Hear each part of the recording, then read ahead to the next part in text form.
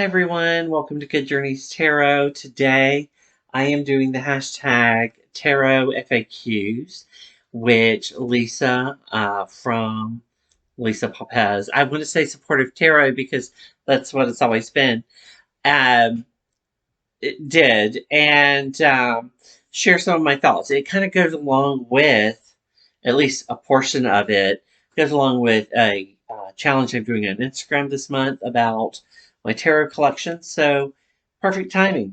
I just had to do it here in front of the shelf for all of my decks. That way I can just pull out the ones that I want to talk about and show you. So she divided this into four groups of questions. So the first group of questions is related to your deck preferences, and I'm looking at my planner here because I had to write it down.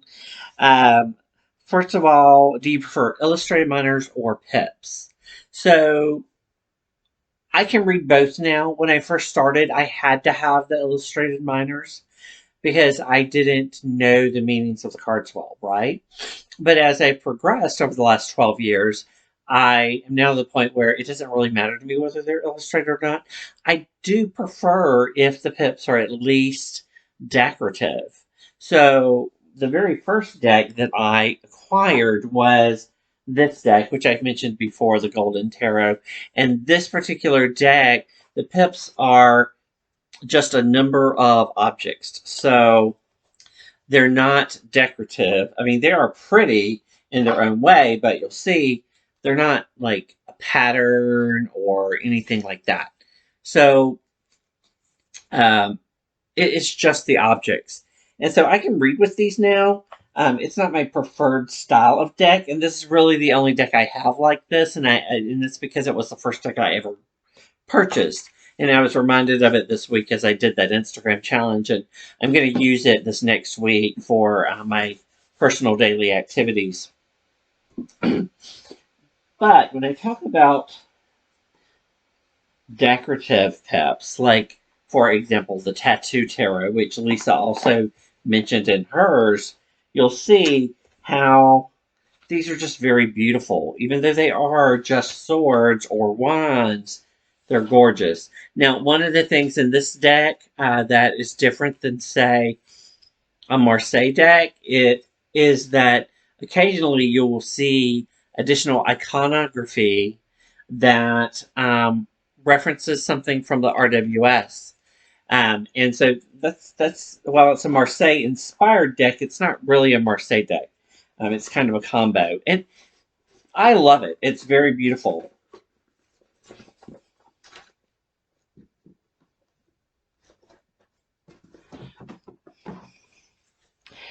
So I can work with either one.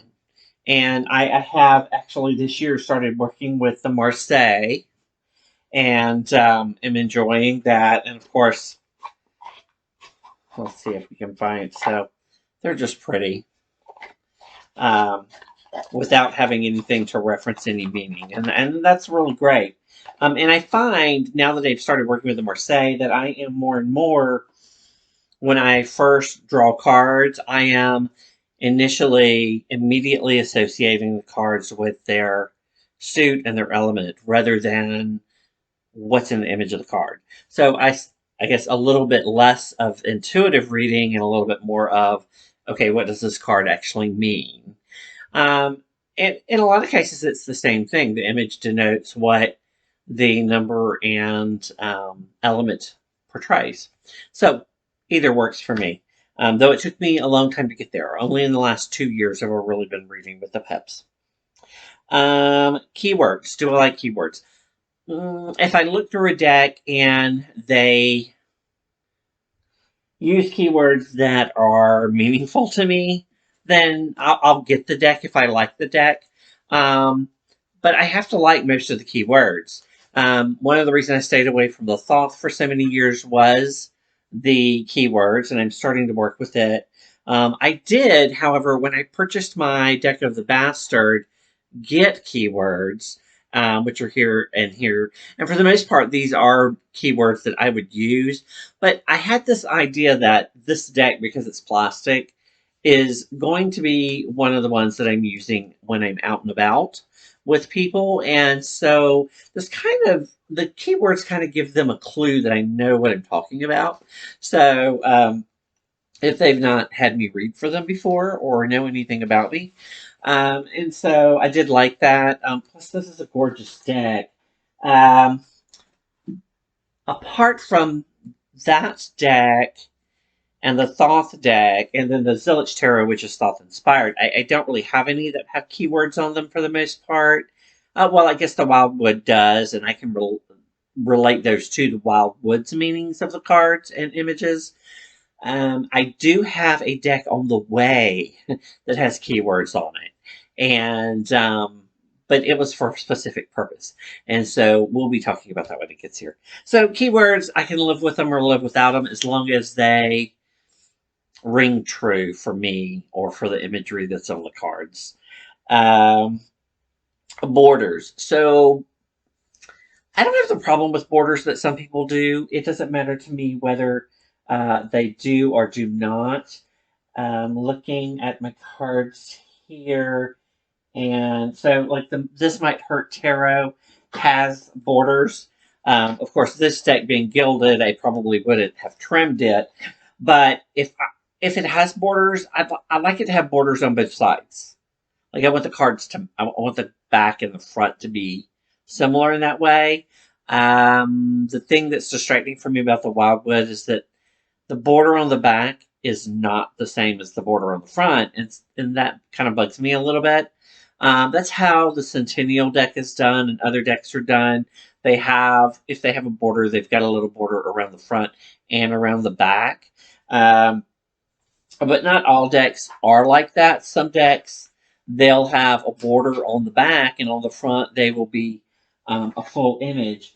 I can take it or leave it. Now, some borders are just too huge. One case of that is the Dream Raven Tarot, which I initially bought just because I knew that everybody had done modifications of it, and I wanted to try doing the modifications myself in case I came across a deck that I really loved and just couldn't deal with it. This, which has, let's see if I can find the card. I cannot find the card. Oh, well, no. Just trying to find a sample of a card but I didn't leave any samples of cards that did not have the border cut off. So what I did with this, but I do have this thing about if when trimming a deck, I want the back to look right, which is one reason I haven't done the wild wood. The wild wood, if I trim it the way I want to, which is to leave the words at the bottom, it the back is not going to be uniform. It's not going to be even like on the back. So I've been trying to decide what to do about that. One thing people sometimes do is they put the contact paper. I can't work with contact paper. But someone, let's see, Kelly at the Truth and Story had a deck that someone had spray painted, and I thought, now that's an option. I could do that. So I might try that with the Wildwood. It's not a really expensive deck, but to buy it, I'd have to buy the book again too, and have 2 copies of the book. So that's my only qualm with that. So when I trimmed this, I specifically trimmed it so that it was equal all the way around. These cards had huge borders, so it was just made it impractical to work with, and that's the biggest reason that I would say, for borders, if the borders are just huge for no apparent reason, I find that distracting. I can't really work with that. Modifications, which is what I was just talking about. And this is a great deck to show you. This is the most modified deck I own. I did, in fact, trim it all the way around. I left the name of the card on the bottom. It's really close to the edge, but I'm fine with that because I did get the perfectly beautiful and reversible back that I wanted.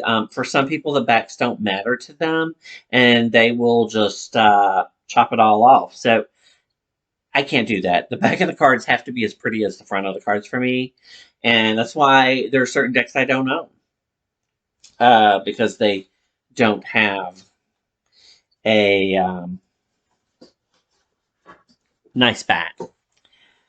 So I do like to edge a lot of my cards. That was the example there of some edging and trimming. Um, and sometimes, like one of my Wildwood cards, I did color in an image on it, the Great Bear, which appears to be white in the image, and I think that's because of the lighting situation with that card. Unfortunately, I don't have Wildwood with me at the moment to show you, and so I tried to color it so that it looked like a black bear because that related to me better. Um, so yeah, I do modify my decks. Mostly, I will edge cards that don't come with edging, and then as far as cardstock, so cardstock for me, it's not a deal breaker for me. I mean, I can learn to work with any kind of cardstock. The kind of cardstock I actually prefer is like this Rider Waite deck, which is my most used deck this year. It kind of feels fibrous.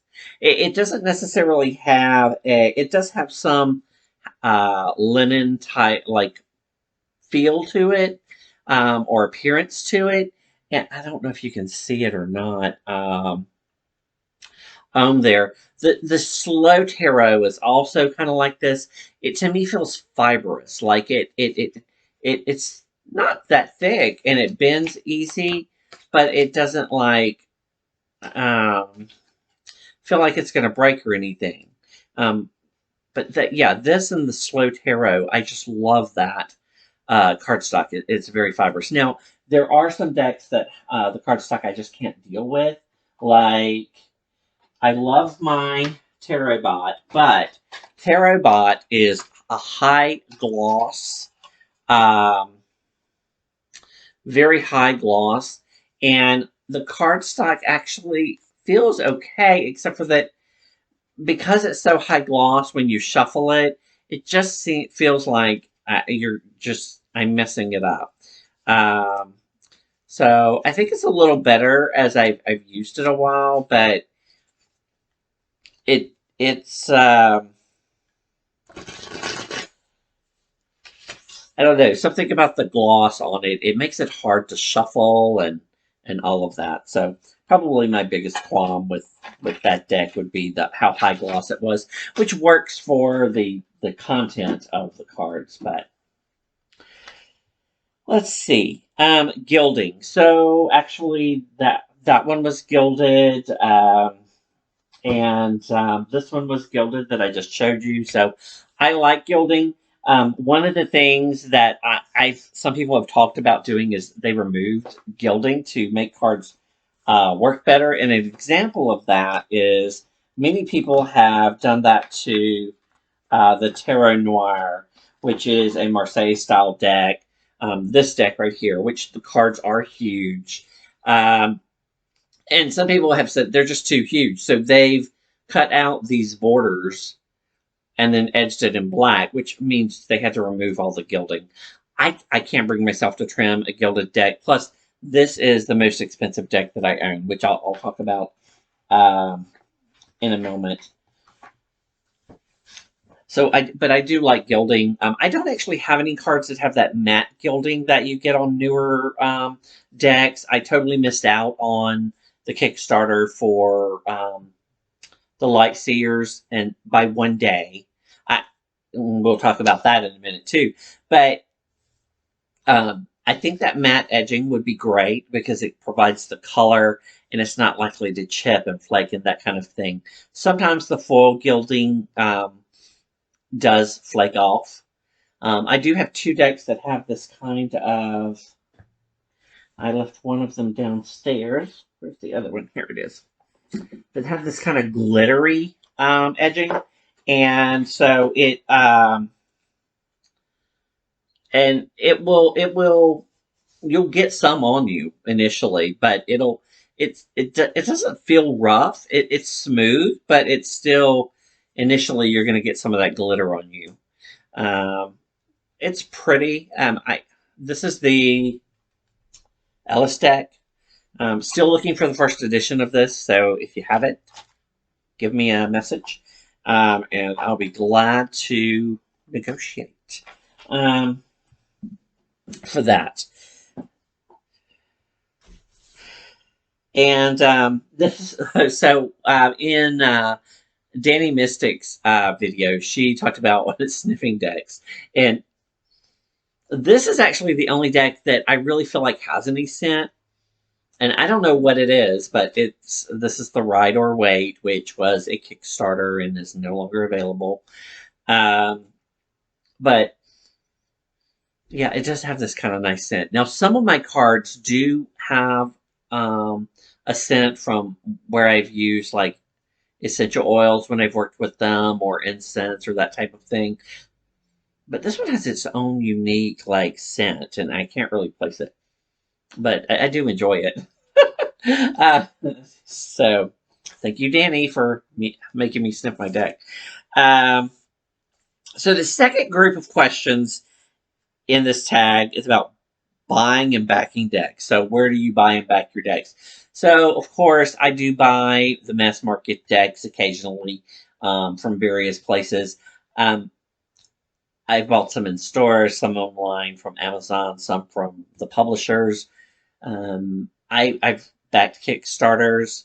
I found some decks on Etsy, and then some have been pre-orders directly from tarot creators that I've seen on Instagram, or that someone's mentioned in a video, and then I've gone out and looked for it.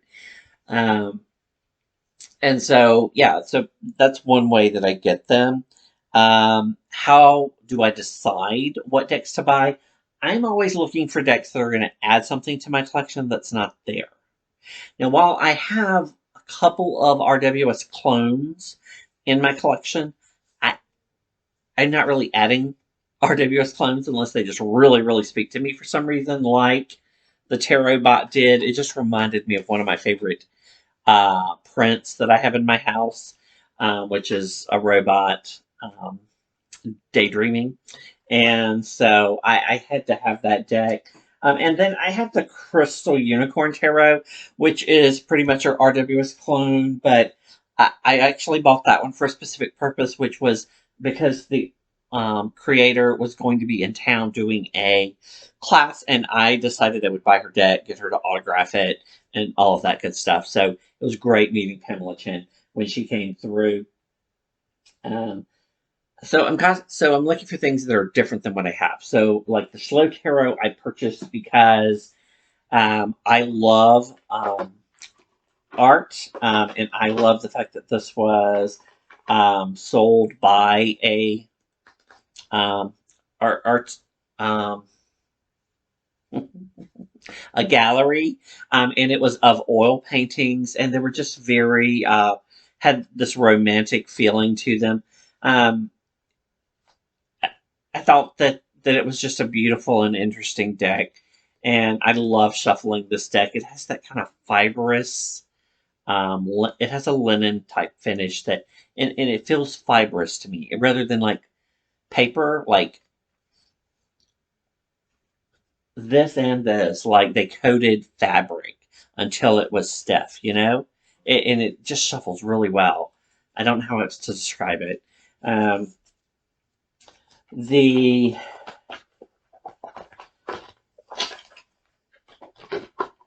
I have a number of decks that I purchased to meet the author. I like my Minoan Tarot by Laura Perry. She's actually a friend of mine. I knew her before the tarot deck existed. So I had to put that in my collection. And then she was my very first YouTube interview.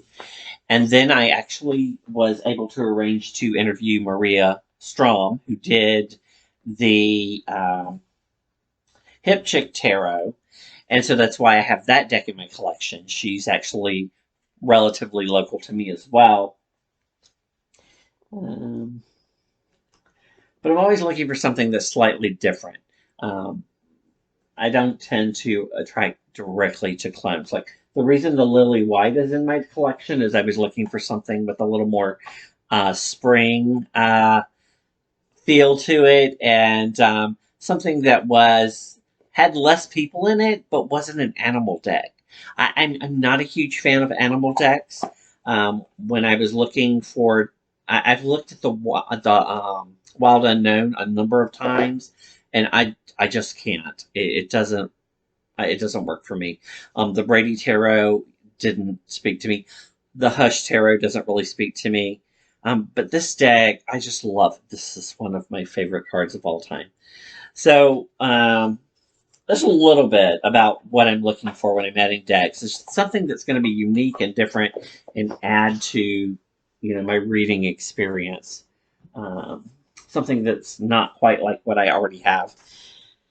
Um, and how much is too much? So that's where this deck comes in hand. So this is the most I've spent on a deck, and it's because it is out of print, and I found it for $125. It is a French deck, and the book is only in French. So I'm kind of hoping that at some point someone will translate the book and make it available via PDF so that I can read what's there. My French is very limited, um, but this is a beautiful Marseille deck, and I'm happy to have it in my collection. Um, Most of my decks are probably around $50 or $60. But this one I did spend a little more on because it was out of print and I really wanted it. Um, the Next to this, I think I spent more on my Spirit Keepers First Edition because the guidebooks came as PDFs and I had to have them all printed. And they were like, I think we ended up with three or four guidebooks for that deck. There was a medium white book. There was the book of maps, and initially there was a little white book that came out right after the deck because the little white book in the box didn't actually um, do what Benabel had hoped. So she sent everybody another little white book, which then we printed, and that ended up being mostly what is in the medium white book. So yeah, that's where I spent a lot. I ended up spending a lot of money just to print the books that came as PDFs because I just can't read on a computer. I need the printout. That's just me. Um, yeah, so I think that I really think that this is probably the most I'll spend on a deck. Although I probably go higher than that if I can find the Dirty Pam, the first edition Pamela Coleman Smith RWS from Los Caribbean. I might pay more for that just because that's a deck I really want because I think that's the perfect ideal version of the RWS. So um, are there deal breaker cards? So I I really like it if the deck has a star card and a high priestess card that I can relate to. Um, and the aces. Now, apart from that, I do want to like most of the major arcana. Um, but apart from that, I'm okay as long as I'm attracted to the deck. I can learn to like some uh, images. The slow tarot is a prime example of that. I love a lot of the slow tarot, but some of the court cards I have a problem with. And so, but everything else I love, and so I I got the deck. The Sorcerer Beto is another example where there are some cards in here that I just think are phenomenal, but there are others that I don't care for. So, the fact that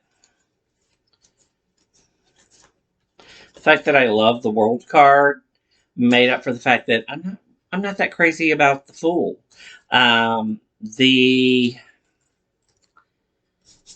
fact that this is the best Eight of Cups ever, right here, makes up for. I want to say it is the Six of Cups. I'll have to find it. Hold on one moment. Let's see, where's that card? It's the one with the women, they look like they're spitting into one another's mouth. I actually finally realized that this is what they were trying to do was interpret, I think, the Thoth rather than the RWS for that card. And of course, it's not going to show up when I want it.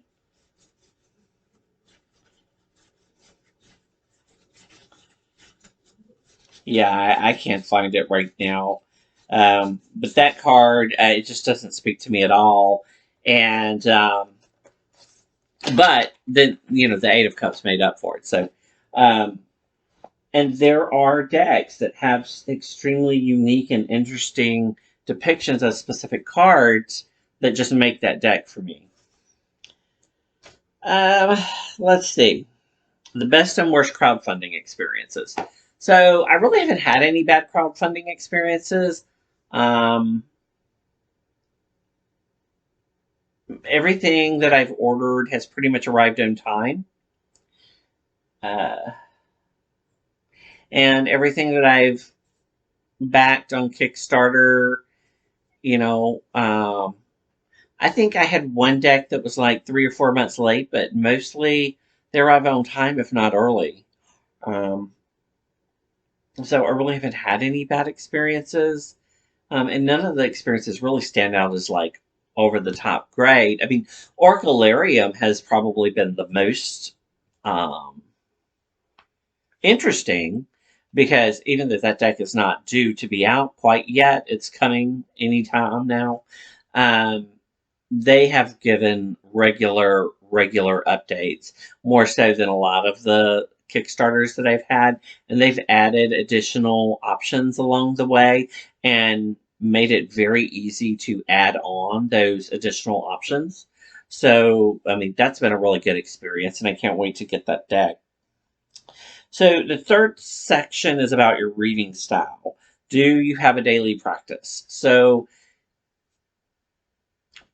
on Sundays, I do a week ahead spread, which I've mentioned and shown on here. And then during the week, I'll pull an additional card to go with that. And then in the evening, when I get home from work, I will pull cards for any Instagram challenges that I'm doing, that type of thing. I do usually do oracle readings using the Creatures of the Moon. Um, Oracle deck by Rebecca Schonecker. I just can't say enough about this deck. I do love it. It's so organized. I mean, everything relates to a phase of the moon, and it's two-sided. So on one side, you get your creatures and your keywords, and on the other, you're getting your actual phase of the moon that it relates to. I just think she did a beautiful job with this, and the guidebook to go with it is great. So I use it on the new and full moon to do an oracle reading. Um, let's see, and then I'll do spreads. Some if I have a question, I do spreads for myself as needed, and then I will usually for special occasions I'll do spreads, New Year's, my birthday, that type of thing. But that's my basic practice. Shuffling, I bridge. You've probably seen it in my other videos. In fact, I just showed you earlier with this deck. I learned to shuffle cards that way when I was playing with playing cards growing up, and there we go. Um, and I know some people don't like it, but they say it's just not respectful for your cards, or it damages your cards, or whatever. And I'm like, that's just not been my experience working with the tarot, and I can't do the overhand thing. I can't seem to pull cards to get them to go in there. It's just not. Maybe it's just that it's not an organized thing for me. And also, I've read statistics where doing the overhand shuffling would take so long to get a good randomization of cards compared to bridging. If you rifle shuffle your cards like 7 times, I mean, you're going to get such a much better mix of cards than if you sat here and did this for a long time. And so, yeah, that's what I do. How do I choose a deck? So normally, if I'm reading for somebody else, I will pull out a deck I think that will read well for their question or their topic of interest. As well, I do that for myself sometimes. Um, Sometimes I just go. I read with the deck that's newest. That's just trying to work with. Um, this is right now my go-to deck. I read with the um, Rider Waite tarot most of the time. It's it's just gorgeous. I mean, the important things are there while taking out some of the religious aspects and making it connect with everyday life, and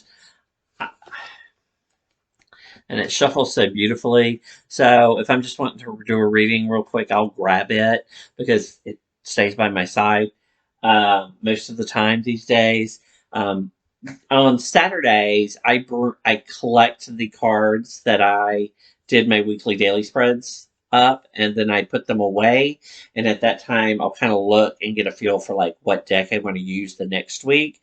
Like I already know that for next week, this is going to be my deck for the week because I took it out for the Instagram challenge this week, and I was like, you know what? I've got to read with this because I haven't read with this in a while, and I do feel a connection with this deck, it being the first one that I had, and I do love the major arcana in this um, so much. And now that I understand how to read without an image better, reading the pips, it's nice to be able to enjoy it. Let's see. Um, do I purchase readings? I've never purchased a reading. I would like to, but I would like to do in person. I would rather it be in person. I tried doing a reading. I did try to do a reading. It was a free reading with someone online via video, but the person didn't actually show me the cards, and I didn't like that. It didn't work for me. I want to be able to see the cards to see what they're talking about. Um, but I think it would greatly benefit my practice if I started getting readings from some other people. But I really would prefer to do it in person, and that's not going to happen right now with the COVID problem. But I've come very close to purchasing online reading, but it would have to be video, and it would have to be. Well, they would have to show me the cards. That's just I want to see what the cards are. Um, Other ways to work with the tarot. So I do keep my card of the month, card of the year, as well as my cards from my Wheel of the Year spread I did for the year. So I have two readings. I have a 12-month astrological reading that I do with the cards, and then I have the Wheel of the Year spread that I do with the cards, and which is 9 cards, because there's a significator in that reading, and I put those up depending on their season. I'll switch it out on my altar. I have also printed and like done projects with cards where I'll create like a talisman to kind of carry with me to remind me of something I'm working on. This is one such thing that I did. I actually printed this card out and colored it specifically for this message here and what I was trying to work on in my life at the time. But I've also done it with small, like printing out or copying smaller versions of tarot cards, like tarot size, to put in my wallet and that type of thing. And finally, the fourth section of this tag was about reading for clients. So I have done some free readings for other people.